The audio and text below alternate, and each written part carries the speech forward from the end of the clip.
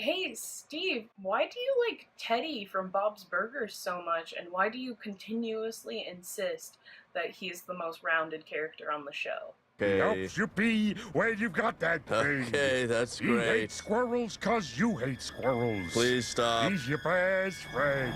Your best friend.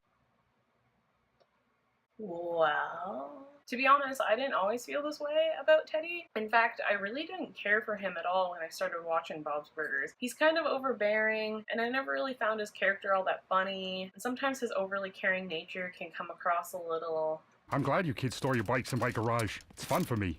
Sometimes I pretend that I have 3 kids of my own, and these are their bikes. Which kid is your favorite? Jeremy. He needs me the most. The twins have each other. Whoa. I think creepy. I think creepy is the word that I would think of originally. Okay, so the thing with Bob's Burgers is that due to it being an adult comedy, there's not a whole lot shrouded in allegory, so talking about the show in depth feels a little redundant. So I'm just gonna talk about 2 episodes that resonated with me personally. Friends with Burger Fits from season 5 and Thanks Hoarding from season 8. So spoilers ahead if you haven't watched it. I like to think of Friends with Burger Fits as like exploring the symptom, while Thanks Hoarding acknowledges the like virus. The virus being Teddy's addiction, his fragile sense of self, and the awkward and strained relationship he has with his family. I'm gonna work backwards and start with Thanks Hoarding, and then we'll move from there. So through the series, Teddy's personal life is rarely talked about.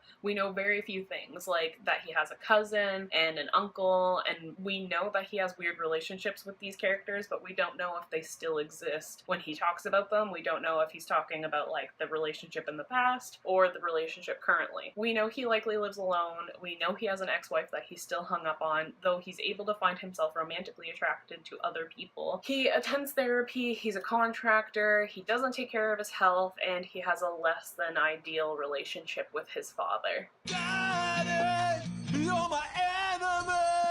My enemy! My enemy!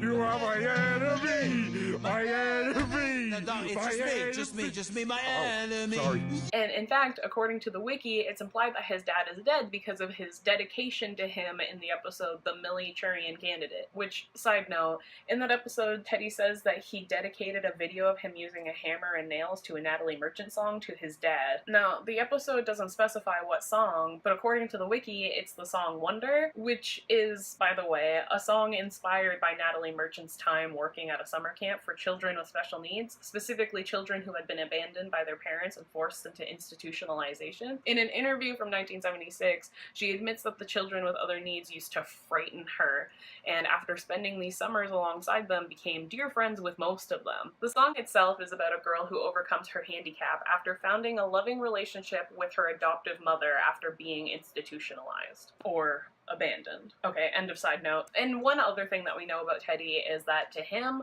Bob and his family are the closest thing he has to best friends. But it wasn't until season 8 that they finally pulled back that big ugly curtain and revealed the junk hidden behind it. Oh my god! Teddy's a hoarder! If you're anything like me, you might be having flashbacks to reality TV shows throwing around the word hoarder like it's glitter at a gay pride parade. See, the thing about TV, or at least a lot of reality TV from the early 2000s, it tends to gloss over the root of the issue, and you just go straight to, it's ridiculous to have all of this stuff, so just get rid of it. But like I said, that's not the root of the issue. This episode leaves you all kinds of clues for you to pick up the pieces. One of Teddy's first lines is that he's going to be having Thanksgiving dinner with his sister, her husband, his mother, and his mom's age-inappropriate boyfriend. So, we now have a lot more to go on. Teddy's parents are either divorced, separated, or his father is dead, and most likely the idea that his sister is married while he's divorced is probably not a great feeling around the holidays. But this episode goes deeper. As Linda and the kids try and thin out Teddy's possessions, it's revealed that most of the things that he hoards are broken. 2-legged chairs, aquarium pumps that don't work, half of a waffle maker, and the more they try and get this Thanksgiving on the road, Teddy reveals more stories of his childhood dinners,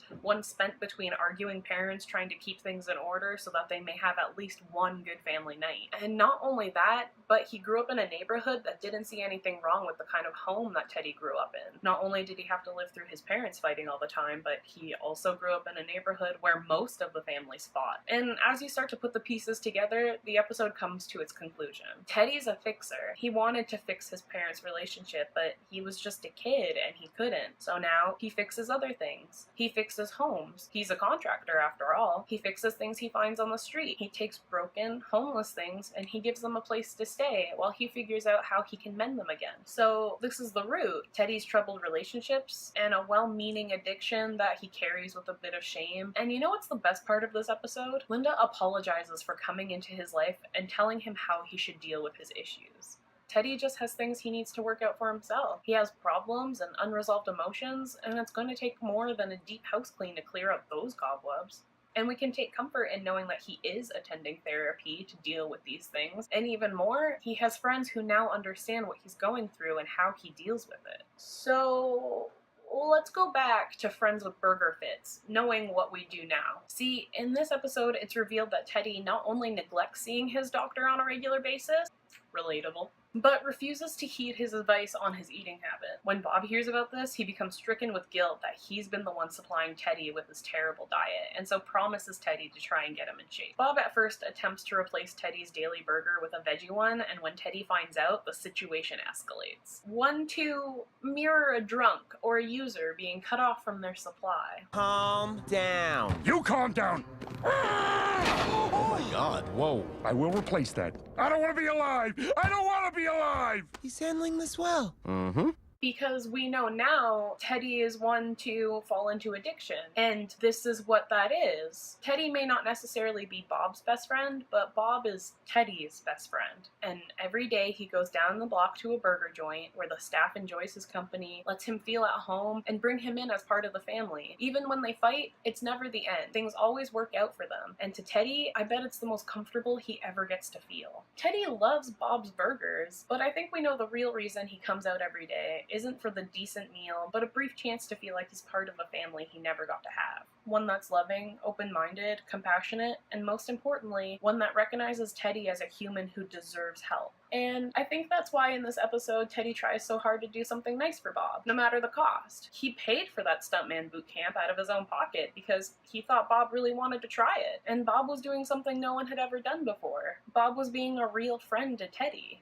That scene I was referencing at the beginning of the video, where Teddy talks about how sometimes he pretends he has 3 kids of his own, that scene is from season 3. And by season 4, Linda's helping Teddy with his dance moves for an upcoming wedding and successfully helps him gain his confidence back. Shortly after, there's an episode called Uncle Teddy, where he gets to babysit the kids, and although he loses track of Tina, he manages to stick up for the kids and make a lasting impression on them as a cool, trusted adult. In season 7, though they weren't expecting to, the family helps Teddy confront having to get over his ex-wife and leave a damaging part of his life behind. And then we find ourselves in season 8, in the bottom of a dumpster, realizing that Teddy has found a greater love in his found family after his old one had abandoned him. Maybe that Natalie Merchant song actually had something to it. Anyway, that's why I like Teddy so much.